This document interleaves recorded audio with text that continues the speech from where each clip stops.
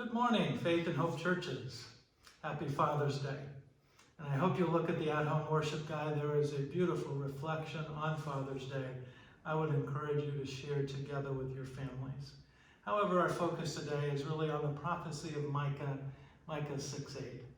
While spending the last 6 days up at Lakeside, some relaxing days at that, I happened to venture into their little bookstore and came across Eric Metaxas' book entitled 7 More Men and the Secret of Their Greatness. It's a follow-up to 2 other books, 7 Men and the Secret of Their Greatness and 7 Women. Anyway, one of the 7 in this new book was about Alexander Solzhenitsyn. I've introduced him to you over the past few weeks. While you may not grasp it, he was indeed a modern-day prophet. In fact, I was first introduced to Solzhenitsyn in college. In a college philosophy class, our professor asked us to read his commencement address to the Harvard graduates of 1978. It was entitled, "A World Split Apart." It is now considered one of the greatest speeches of the 20th century. Now, everyone that day expected Solzhenitsyn, who was now in exile safely in the United States, to sing the praise of the U.S. and all of its might and virtues. What he shared that stunning day, however, was, to the surprise of the audience and to the Western media, was a truly prophetic word, unmasking the moral poverty of the West. It was a no-holds-barred condemnation of Western secularism and decadence. My professor happened to note that Solzhenitsyn seemed to have a better understanding of American freedom than the rest of our nation. He was Solzhenitsyn was, alarmed at how boundless individual freedom to pursue selfish ends was now being elevated above the good of the whole community. Only in the context of spiritual responsibility could freedom thrive. And that freedom was most generated in community with one another. He was very much like an Old Testament prophet come to life. Well, the response that Solzhenitsyn got that day, well, the outcry of the pit bulls of the press just raked him over the coals. The prophetic words, however, were light in the darkness. America needed, and I believe still needs, Solzhenitsyn's illuminating prophecy about the emptiness of Western secularism. My point in bringing this up is that prophecy is something we need to pay attention to. Simply put, we need to hear the message of the prophets, and especially the prophets of the Old and New Testaments. But throughout history, our track record for hearing and responding to prophets, well, it's dismally poor. Well, John Ortberg has an insight on this. He raises an interesting emotional tendency or perspective that we tend toward when we listen to prophets speak. And I think it connects with all of us. When we read the prophets, Ortberg says, here's what we're thinking. Well, what's the big deal? Why are you getting so heated up about that? Society's not so bad. Things are generally okay for me. Yeah, I know there's violence in the world, and it's regrettable. But as long as it doesn't touch my life, I prefer not to think about it much. Certainly, the violence couldn't be connected to my anger, or my hostility, or my indifference, or my lack of love. Kind of nails it close to home, doesn't it? Then when we turn to Jesus, we discover, by the way, the scriptures describe Jesus as the prophet as well. Jesus insists, as he does, for instance, in Matthew 25, that every time someone in prison doesn't get visited, every time somebody's hungry and doesn't get fed, every time somebody's naked and doesn't get clothed, he's the one that suffers. Jesus dies a little bit. What's the big deal? That's what we think. What are you guys getting all heated up about? Well, let's probe that a little. What is the big deal? And here is the big deal. In fact, John Ortberg frames it well. The prophets were given the heavy burden of looking at our world and seeing what God sees. understanding and knowing what God knows and feeling what God feels. And it almost crushed them to do that.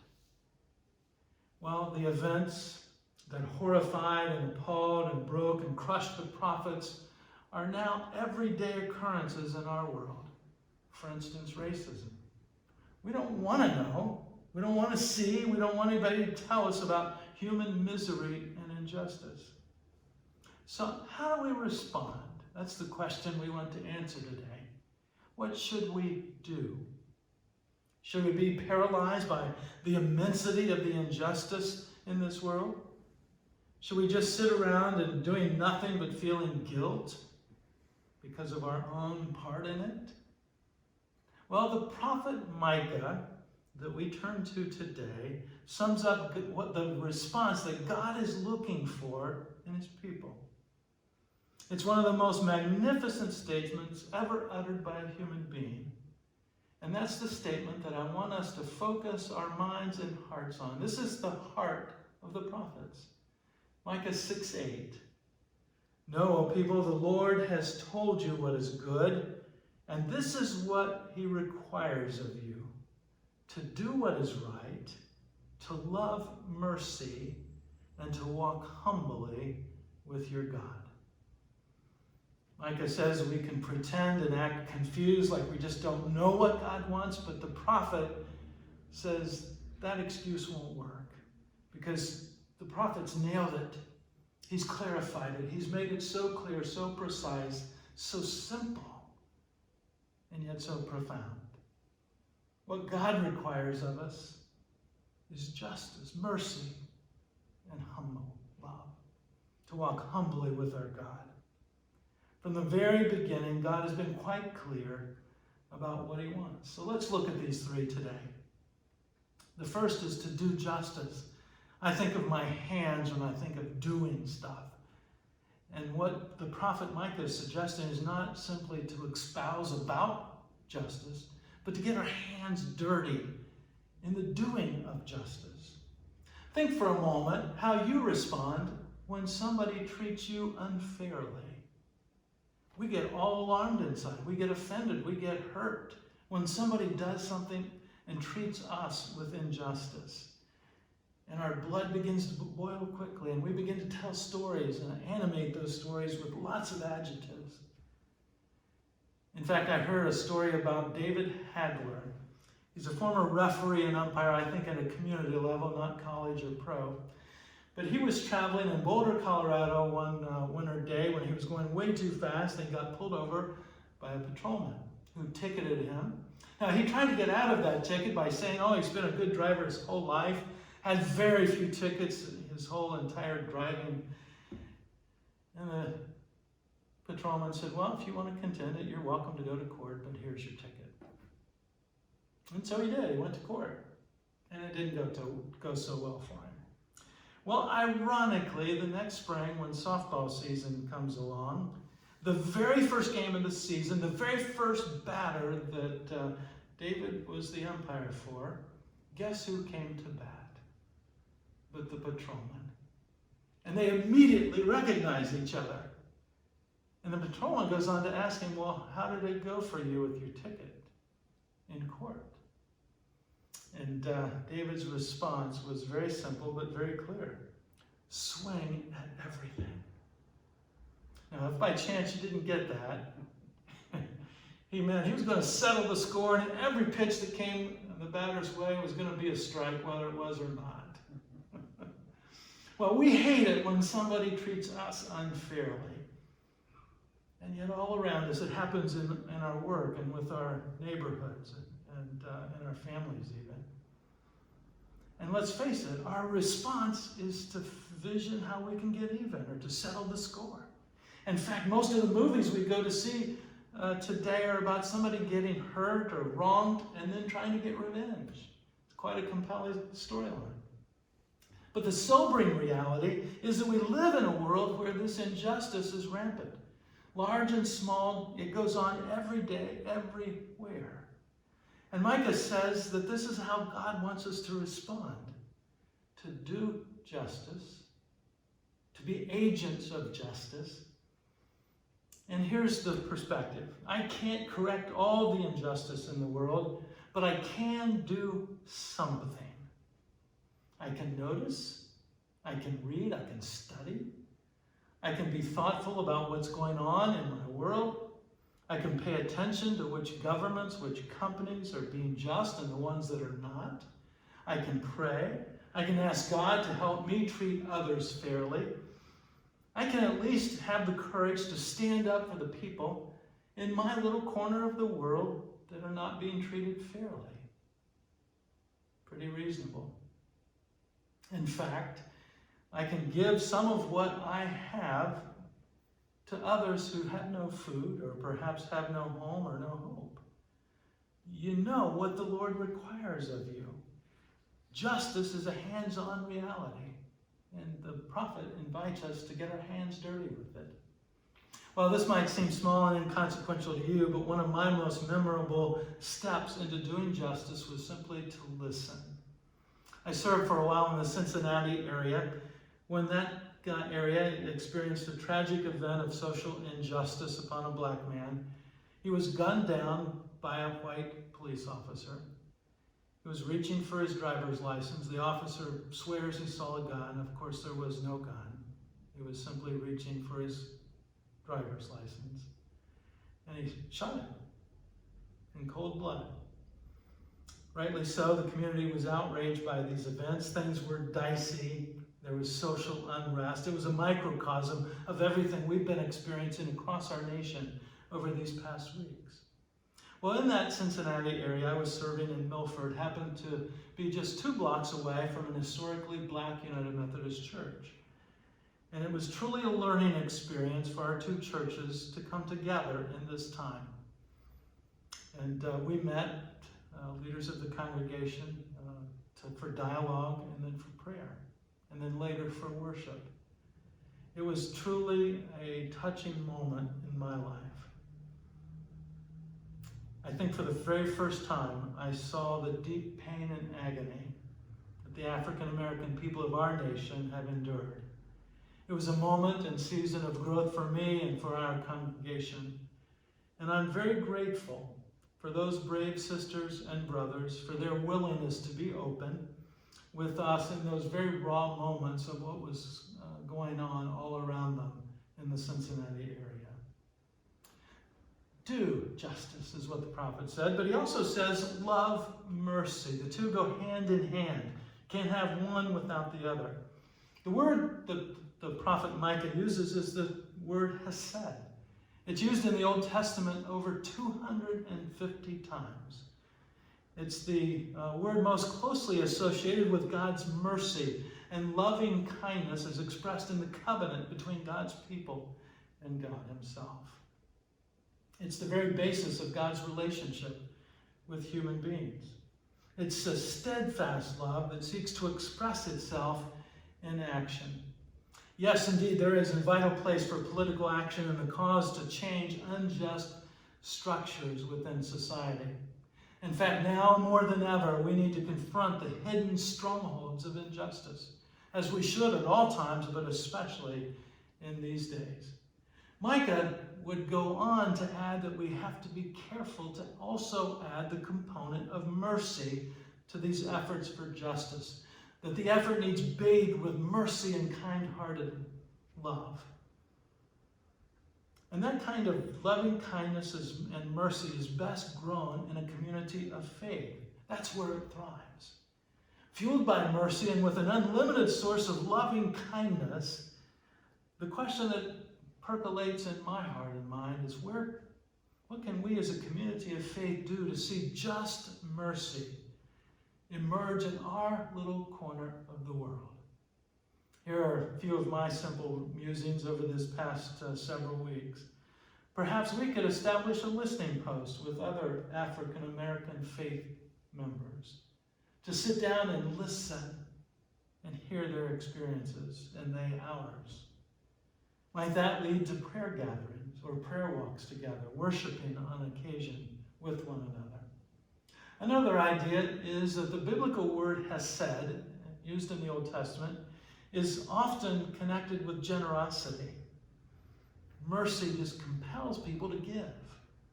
What about giving as a way to express mercy in our culture today? How might mercy be a bridge-building endeavor? You know, sometimes we give simply to soothe our conscience. Sometimes we give in such a way that simply is a way to escape action on our part. But what if we were so motivated by hesed, this kind of loving kindness and mercy, that our giving could build bridges? And instead of being an excuse from action, really compelled us to action and brought people together.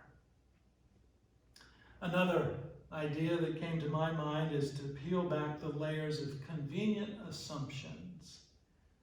I know I have them. I bet you do too. To see where in our community there are expressions of injustice in our neighborhoods, in our workplaces, in our communities. Where can we stand up for people in our little part of the world who are being treated unfairly? For instance, in the workplace, what if somebody of ethnicity is discriminated by receiving a lower wage for doing exactly the same job? Or on a far greater level, where do we see violence or oppression or fraud or lying or exploitation? What difference might hesed make in those situations? Allow me to share another insight about mercy, the difference mercy makes. For instance, did you know that the life of Jesus really introduced mercy to a culture that was merciless? Historian Rodney Stark argues that one of the huge factors that helped capture the attention of the ancient world was Christianity's revolutionary approach and emphasis on mercy. He said, in the midst of squalor and misery and illness and anonymity of ancient cities, Christianity alone provided an island of mercy and security. And it all started with Jesus. In contrast, the pagan world, and especially the philosophers of that day, mercy was regarded as a character defect. It was pitied as a pathological emotion. Jesus, however, set in motion a revolution of mercy. Mercy was extended to the forgotten and the unwanted, people who were either ill or born with disabilities. Mercy was given to those who were undervalued, like women and children, lifting not only their value, but their place in society. Mercy was even given to the undeserving, like criminals.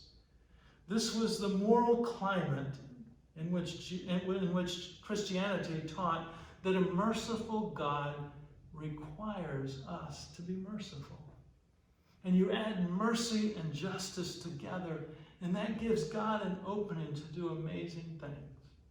Again, no, we can't solve every injustice in the world, but we can make a difference in the little corner where God has placed us.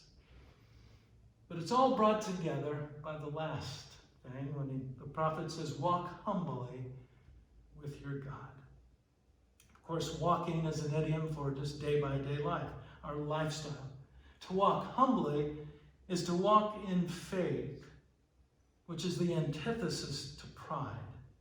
Pride insists on us being in first place, of everything being self-oriented and to our benefit, whereas humility invites us to experience faith and trust in God and placing God and others first before ourselves. Humility compels us to rely on God and on ourselves in this venture. And here, spirituality is not in competition with a life of action for justice. In fact, it's very clear from Jesus and other scriptures in the New Testament that any spirituality that devotes itself only to a personal relationship with God, but at the same time ignores the needs of others, that ignores the need to create a more just world with our neighbors, is not real spirituality. And if you question that, simply read the Gospels or read a book like 1 John, the letters of 1 John. And you'll see clearly that both are needed. Jesus would tell us that spirituality that neglects the poor and the oppressed is at best an incomplete spirituality and at worst a fraud, an impostor. But on the other hand, if our lives are simply an effort to confront social injustice without walking humbly with our God, then our lives are going to end up in frustration and futility because we don't have the source of God's grace and empowering to fuel the energy. So what am I saying? I'm saying this, that our humble walk with God fuels us to engage the strongholds of evil in our world. Both are necessary. Can you begin to see how a vibrant, growing, ever-expanding faith can compel you to act with courage for those who are caught in the web of injustice? In a few weeks, we're going to start a new series on Nehemiah. In fact, the title of that, What's Next? Navigating Life in a World of Social Disruption. I look forward to that. But think about Nehemiah himself, part of the exiles from Israel. He found himself in the employ of King Artaxerxes. He has quite a cushy job. Life in his world is secure, safe. It would have been very easy to suspend his days in the comfort and security of that setting. But then he hears news about what's happening back in Jerusalem. And God begins to stir his heart. And he begins to realize, as his faith is growing, that he has to do something. As he begins to walk humbly with his God, he begins to realize that he needs to go and be part of the solution. And with amazing courage and faith, he leaves the palace in Susa and begins to make the journey to Jerusalem and be a part of the solution of all that they were dealing with. Well, to conclude, let me come back to Alexander Solzhenitsyn. Probably one of his most famous quotes is this. Gradually, he says, it was disclosed to me that the line dividing good and evil passes not through states or governments, nor between classes, nor between political parties, but right through every human heart. Right through every human heart. Folks, injustice of any form, such as racism, is inherently an issue of the human heart. It's a sin issue, which means that only a God solution will do, a biblical solution, that of God's mercy and God's grace given to us in the person of Jesus Christ. How do we receive that? Through humble repentance, through humble receiving of that mercy into our hearts and lives. That's the starting line for overcoming evil. Evil of any sort, including racism. Let's covenant to be a community of faith who takes some new strides, new steps, to use our hands, our hearts, our feet to walk with God humbly in this broken world. I close with Eugene Peterson's rendering in the Message of this very verse. But he's already made it plain how to live, what to do, what God's looking for in men and women. It's quite simple. Do what's fair and just to your neighbor. Be compassionate and loyal in your love. And don't take yourself too seriously. Take God seriously. I believe if we do that, we'll see God's hand at work in amazing ways. May God be with you. Amen.